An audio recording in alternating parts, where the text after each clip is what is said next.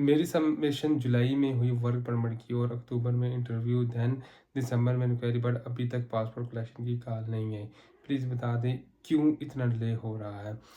तो इसकी आपको एक्सप्लेनेशन 11 अक्टूबर का, अगर आप इटली एम्बेसी की साइड में जाएंगे वहाँ पर नोटिफिकेशन चेक करेंगे तो वहाँ पर उन्होंने मेंशन किया हुआ था कि हम दोबारा से एनओसी की वेरिफिकेशंस कर रहे हैं और टिल द नेक्स्ट आप कह सकते हैं नोटिफिकेशन, तो जितना भी काम है वर्क परमिट पे वो रोक दिया था, ठीक हो गया, सस्पेंड कर दिया था। तो अभी तक नेक्स्ट जो है वो नहीं आया, कोई भी नोटिफिकेशन नहीं आया। और जिन लोगों के केसेस पेंडिंग में पड़े हुए थे तो वो पेंडिंग में होते होते पेंडिंग में ही जाई जा रहे हैं।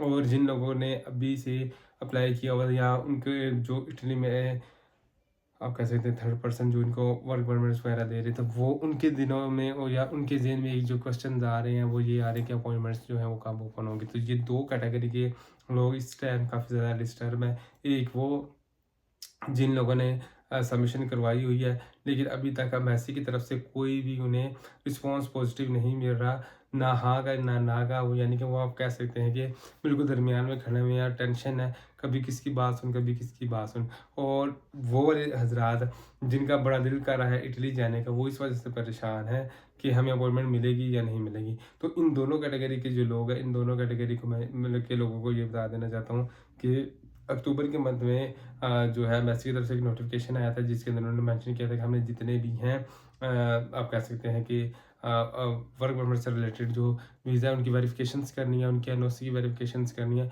तो जितना भी वर्क परमिट था वो उन्होंने सस्पेंड कर दिया था। उसके बाद जिन लोगों के सबमिटेड हुए थे उनका भी कोई डिसीजन नहीं आया और जिन लोगों की अपॉइंटमेंट्स भी थी तो उनको भी इवन उन्होंने कॉल कर कर भी वापस डॉक्यूमेंट्स जो है वो प्रोवाइड किए 11 अक्टूबर के बाद जिन लोगों ने सबमिशन वगैरह करवाई हुई थी। ठीक हो गया। तो अभी आपको फरवरी के महीने का फरवरी आ चुका है और नॉर्मली जो है मार्च के मंथ में जाकर ये अपॉइंटमेंट्स वगैरह स्टार्ट होंगी 15 मार्च से। तो तब जाकर पता चलेगा अगर तो वर्क परमिट की अपॉइंटमेंट ओपन होगी और कोई इसके दौरान कोई नोटिफिकेशन आता है तो फिर इस ईयर का जो है सीजनल नॉन सीजनल वीज़ा की सबमिशंस वगैरह होंगी, अदरवाइज काम जो है वो भी डामाडोल हो रही है।